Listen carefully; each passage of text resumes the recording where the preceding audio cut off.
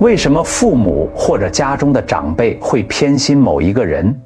这大概是许多家庭里那个最沉默也最隐隐作痛的问题。这种痛不流血，却比任何伤口都难愈合。它不是突然发生的，而是一点一滴积累的。每一次你看见他们把最好的留给别人，每一次你努力了半天却换来一句轻描淡写，那种感觉像是一根看不见的刺，从小就种在你心里，越长越深，深到有时候你自己都不确定到底是那个长辈真的偏心，还是你太敏感。但我今天要告诉你，你感受到的是真实的，而它背后的原因远比你想象的更深、更古老、更令人震动。佛经中常讲业力如影，随逐不离，这8个字揭示了一个核心：我们在这个世间所遭遇的一切现象、一切关系，其实都是心念与行为感召而来的。心念一动，业力便如影随形。你有没有想过，为什么同一个屋檐下同样的血脉，有人被捧在掌心，有人却像空气？为什么那个老人对某些人的眼神是暖的，对你永远是淡的？很多人把答案归结为性格、出生顺序，或是谁更讨喜，这些都是表面的解释。以前我在一本书里看到过这么一段故事，说的是古时有一位大德，有一次一个弟子问他：师父，为何同在一家，有人受宠，有人受冷？难道众生在父母眼中本就有高下之别？大德沉默了很久，然后说了8个字：非高下之别，是因缘之别。因缘不是缘分那么简单的2个字，它是跨越了时间，跨越了生死的一条线，把人和人绑在一起，绑得深的就亲，绑得浅的就淡，绑着恩的就疼，绑着怨的就冷。而这一切早在你们这一世相遇之前就已经写好了。这并不是迷信，这是佛法对人与人之间关系最深刻也最诚实的解释。大乘起信论里说，一切诸法唯一妄念而有差别，若离妄念，则无一切境界之相。家庭里的亲疏冷热不是上天随机分配的，而是有它的来路，有它的脉络。但这条脉络不是拿来让你认命的，它是拿来让你看清楚自己真正在哪里，然后走出来的。今天的这支影片，我们要一起走过3段路。第一段，关于那个被偏爱的人，到底是幸运的，还是另一种意义上的最沉重的那个？第二段，我们从业力的层面，从心理的层面，从佛法最深的义理去看清楚老人偏心的真正根源，以及你所承受的那份委屈，它究竟从哪里来，又该往哪里去？第3段，我会给你4个真正能用、真正有效的方法，不是叫你忍，不是叫你算了，而是从根上帮你找回那个属于你自己的清净和自由。当你真的看懂一件事，老人的偏心不是一个偶然，也不是一个错误，而是一段横跨数世的因果，在这一生以这种形式来敲你的门。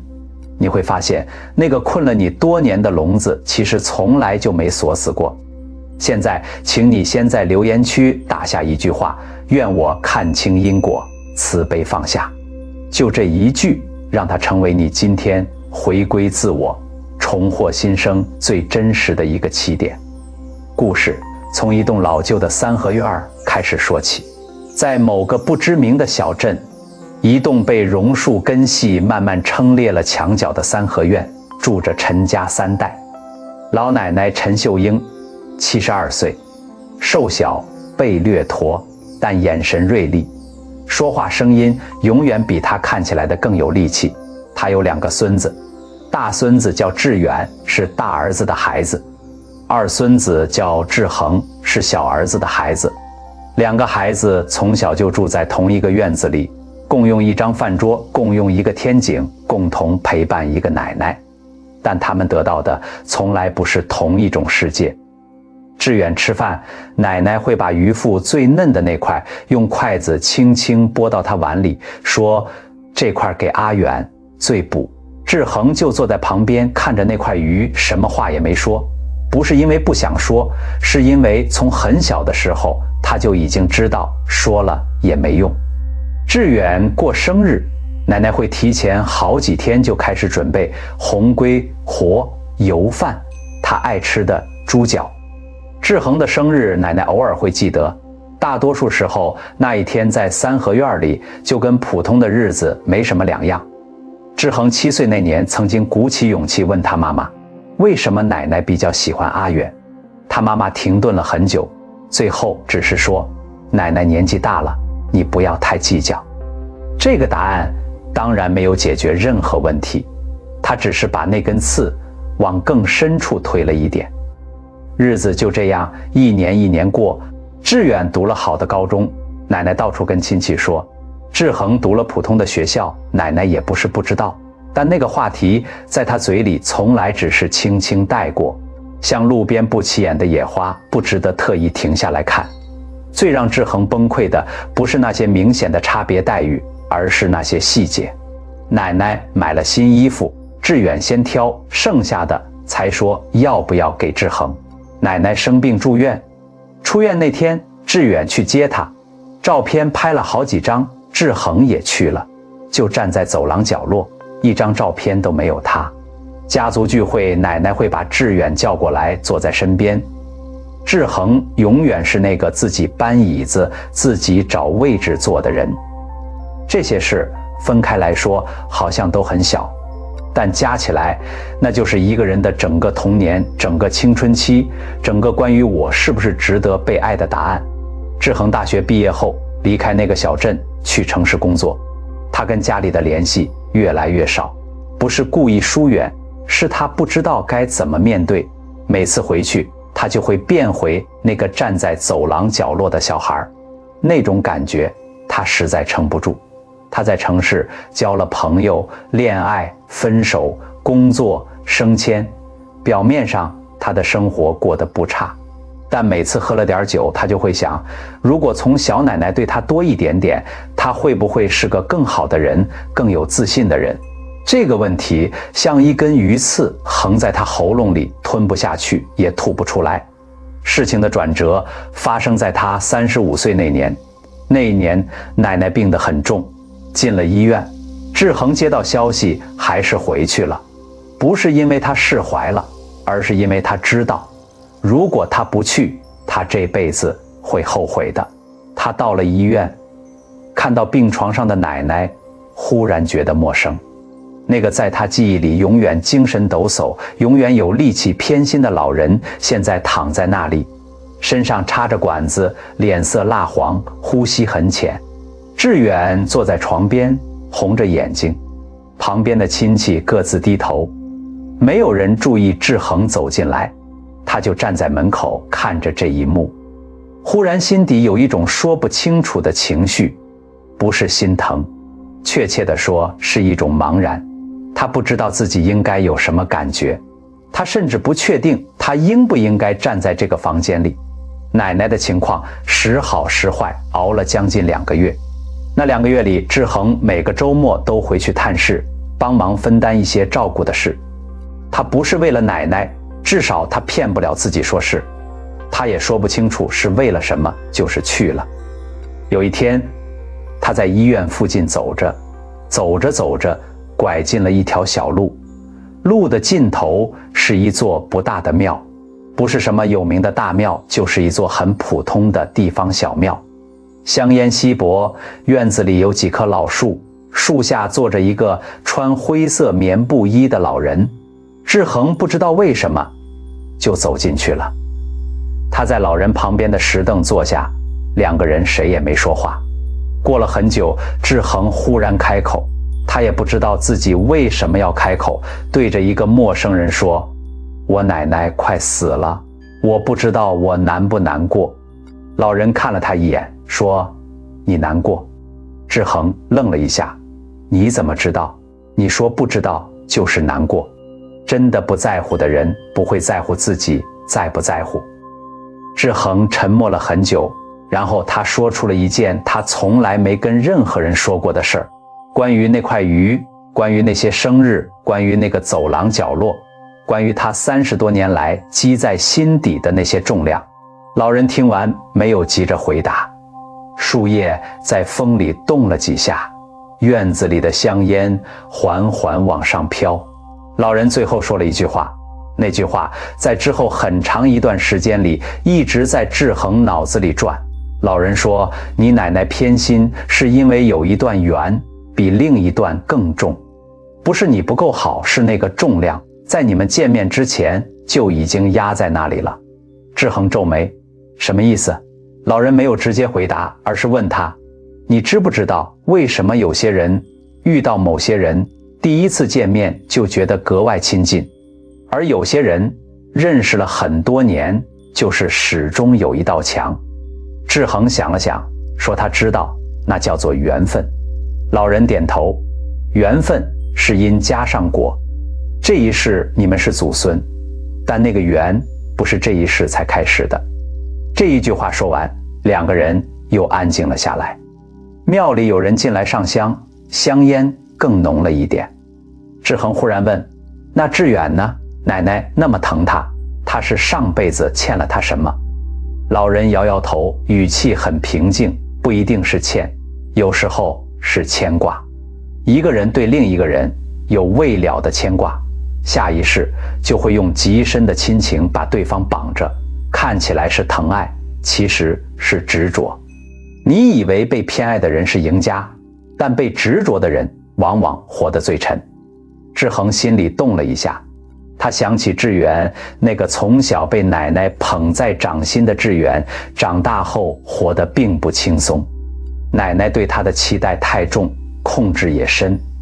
志远活在奶奶的眼光里，做什么都要先想到奶奶会不会满意，结婚、买房、选工作，每一步都是在奶奶的意见下走的。他看起来是被疼的那个，但其实是被拴着的那个。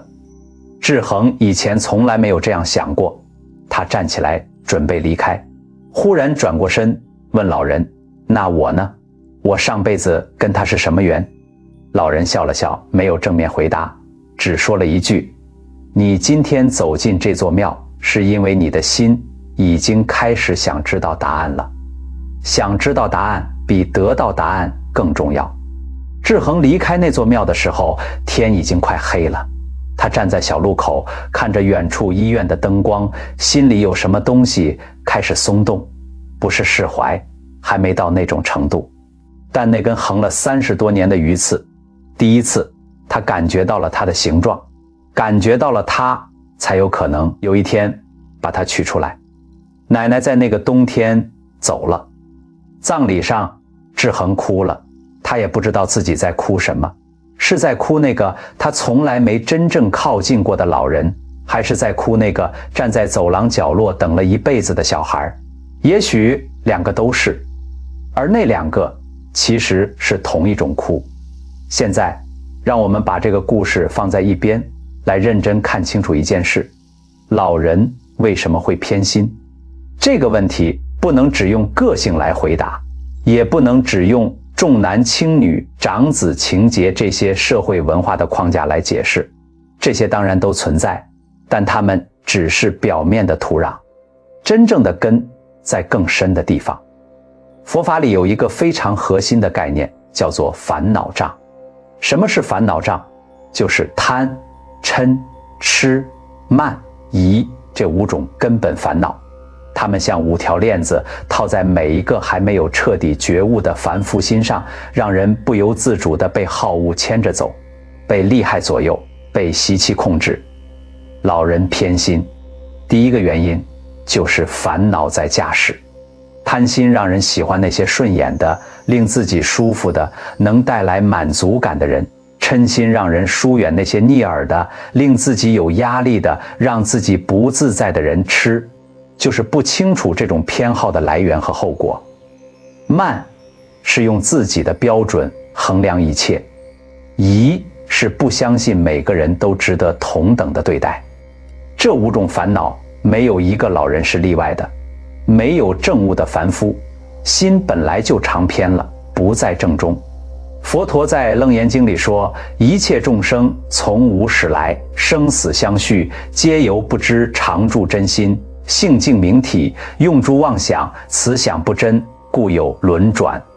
翻译成白话就是，所有人的苦都来自于不知道自己真正的心是清净的，只跟着妄想走。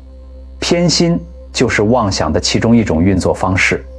所以当你看见老人偏心，第一件要清楚的事是，他不是故意针对你，他是被自己的烦恼牵着走，他也是受害者，只是他的烦恼恰好以偏爱另一个人的方式伤到了你。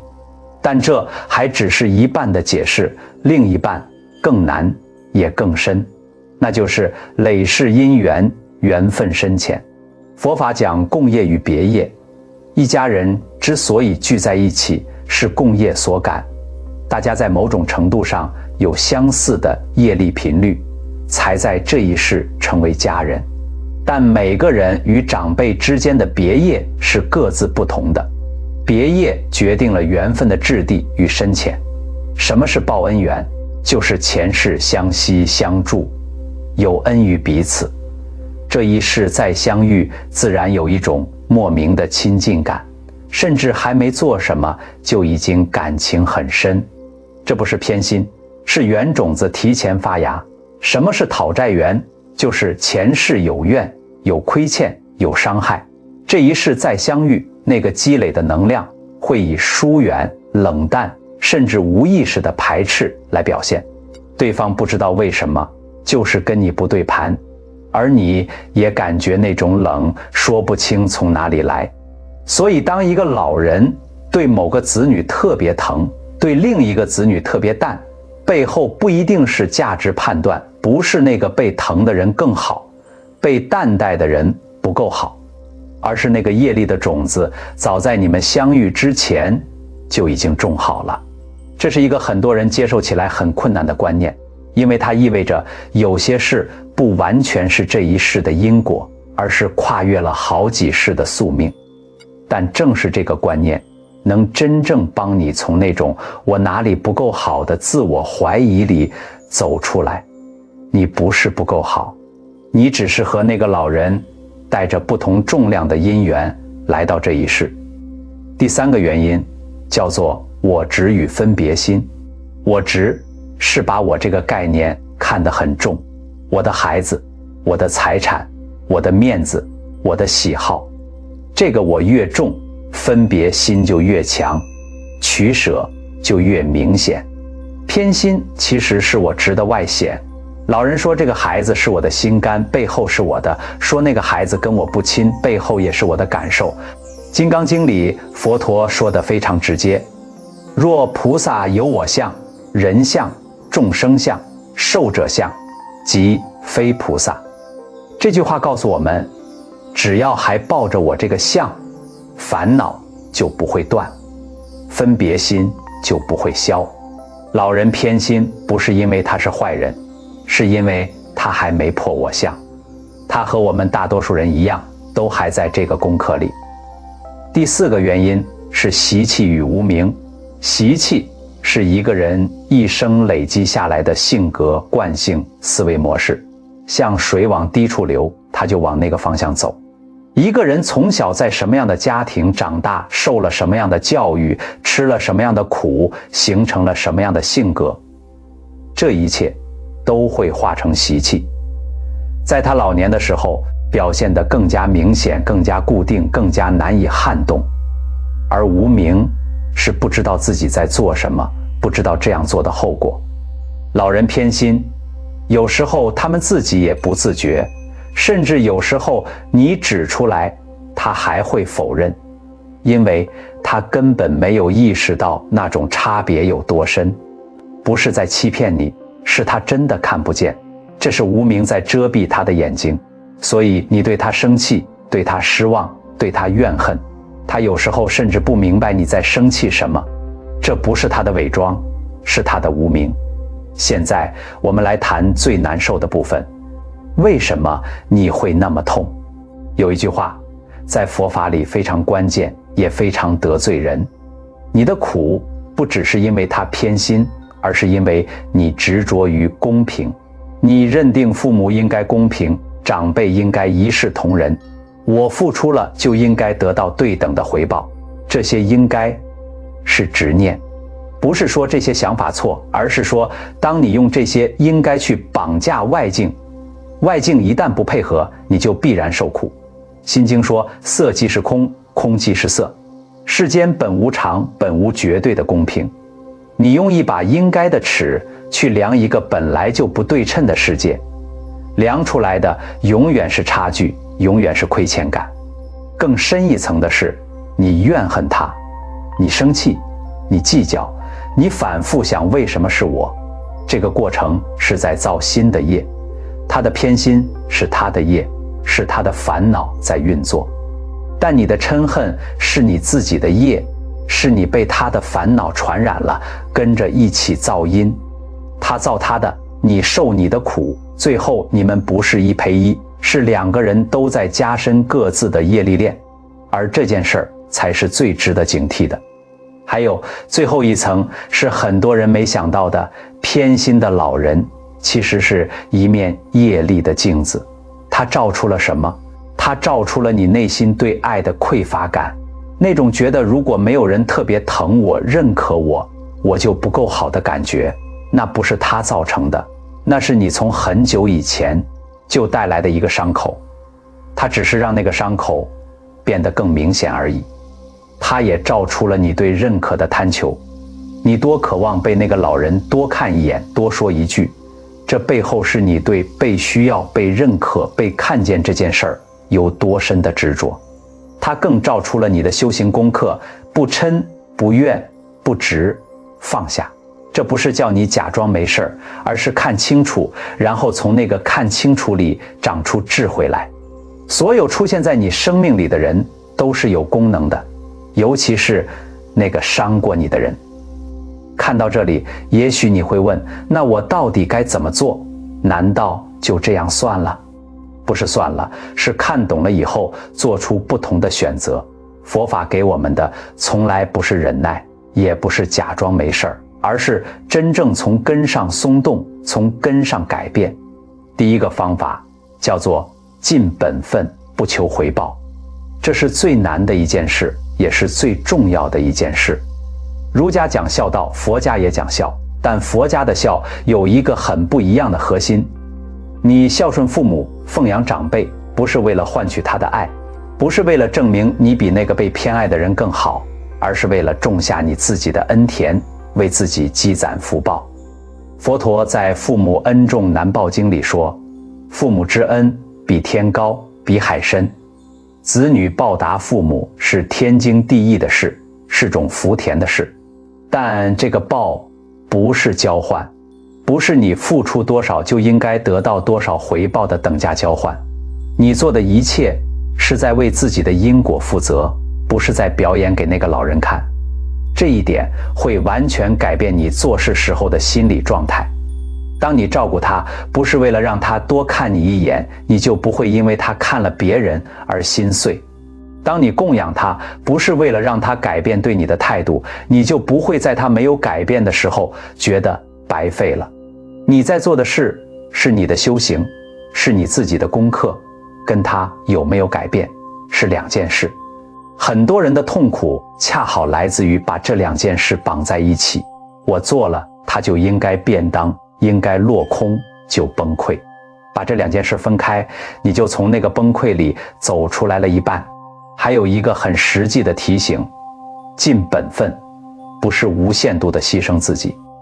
你有自己的生活，有自己的能力范围，在自己能做的范围内做该做的事，这就够了。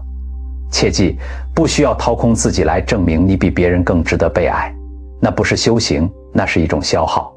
第二个方法叫做转怨为怜。这个方法很多人听完第一反应是，我为什么要可怜他？他是那个伤我的人。我懂这种反应，但我想带你换一个角度看。一个人因为执着，因为偏爱，因为我执太重，搞得家里不和，搞得有些孩子一辈子带着伤长大，搞得自己造了那么多因果。这个人其实很可怜，他不是坏人，他只是一个被烦恼绑住了却不自知的凡夫。如果你有机会真的去观察一下那些偏心的老人，你会发现一件事，他们活得并不自在，他们有自己的恐惧，有自己的执念，有自己说不出口的伤偏心，往往是他们用来处理自己内心某种匮乏的方式。他特别疼某一个孩子，背后也许是对另一个人的内疚，是对某种遗憾的补偿，是某一段记忆的投影。当你开始这样看他，你会从他让我受苦慢慢移动到他也在受苦。这不是替他开脱，不是说他对你的冷淡没有影响，而是说你可以选择不跟着他一起沉。他在那个执着里，那是他的功课，你能不能不让他的执着成为你的枷锁，那是你的功课。悲心是一种力量，不是软弱，它不是叫你低头，而是叫你升到更高的维度，高到足以从另一个角度看见那个曾经伤过你的人，其实也是个被业力牵着走的普通人。当你能升起这种悲心，你会发现那口积了很久的怨气开始有地方流动了。第三个方法叫做随缘，保持心理距离。在上一期家族业力的影片中，我讲过愚孝的法义，但今天的内容，我想从另一个角度来告诉你答案。随缘是佛法里一个很重要的概念，它不是随波逐流，而是顺应因缘而行，不强求也不逃避。如果一段关系已经严重到伤害你的身心健康，佛法并没有要求你无条件留在那个伤害里。在尽到基本义务的前提下，保持适度的心理距离是一种智慧，不是逃跑。保护自己的清净心是修行的基础。一个人连自己的内心都保护不了，又怎么可能对别人升起真正的慈悲？所谓心理距离，不是冷漠，不是切断关系，而是减少那些会让你反复受伤的接触频率，减少那些期待被认可的心理投入，让自己有喘息的空间，有沉淀的时间。当你不再把自己的情绪时时刻刻悬挂在那个老人的态度上，你会惊讶地发现，你开始有一种前所未有的轻盈感。不是因为你不在乎了，而是因为你不再需要他的认可来证明自己的价值了。这一步往往是最解放的一步。第四个方法是最深的一个，也是最难被接受的一个，用这件事修自己。整支影片看到这里，如果你愿意诚实面对，你会看见一件事，偏心这件事给了你一个绝无仅有的修行机会。它让你练习不嗔。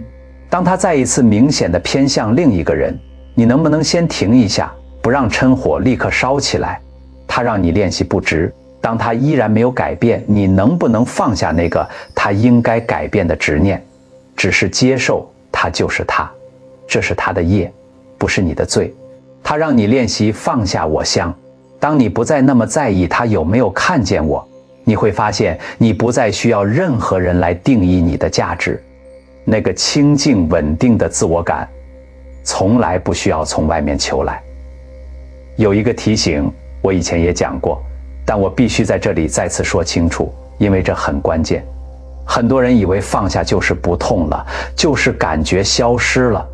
不是的，放下是你依然可以感觉到那个痛，但你不再被那个痛控制了。你能看见它，能承认它，能让它流动，而不是把它压下去，或者让它把你淹没。真正的释怀不是假装那件事没发生过，而是那件事发生过，它也确实伤过你，但它不再是你的主人了，你才是你生命的主人。另外，我还想提醒各位朋友一点，很多人用理解代替处理。他们说，我理解他的偏心是因为业力，所以我不怪他了。但他们内心深处那个伤从来没有真正去面对过。理解是头脑层面的，而处理是心的层面的。那个从小站在走廊角落的小孩，不只需要被解释，他需要被你好好看见，好好承认他的委屈是真实的，好好陪他走过那段路。修行的最终目的不是变成一个没有感觉的人，而是成为一个有感觉同时又有自由的人。最后我想说一件事，老人偏心这件事儿会在你心里留下多深的印记，不完全由那个老人决定，它最终的重量取决于你选择用什么样的心去携带它。你可以用怨携带它，那它会越来越重，越来越酸，最后成为你整个人生的底色。你也可以用慈悲携带它，慈悲不是软弱，不是原谅他伤害你，而是你选择不让自己的人生被另一个人的烦恼所定义。那个庙里的老人对志恒说的那句话，我到现在还觉得很深，想知道答案比得到答案更重要。因为当你真的开始想知道，你就已经开始走出来了。那个问为什么是我的心，当他从怨恨转成真实的探问，他就已经在往更自由的方向走了。所以我想用一个问题来结束今天的影片。那个从小站在走廊角落等了很久，始终没有被奶奶多看一眼的小孩，他现在在你的内心还站在那里吗？你有没有好好的去看他一眼？也许那才是这整件事最核心的功课，不是去改变那个老人，不是去计较那段因果，而是你有没有好好的回过头来看见自己。如果今天的影片让你有任何一点触动，请在留言区告诉我你最深刻的感受是什么。别忘记点赞热推，让今天的内容推给更多需要看见的有缘人。也欢迎你把这支影片分享给身边那个也带着类似伤的人。有时候一个人最需要的不是建议，而是有人告诉他你感受到的是真实的，而你不只是那个委屈。记得订阅我们的频道，开启小铃铛。我们下支影片继续一起走在这条看见自己的路上。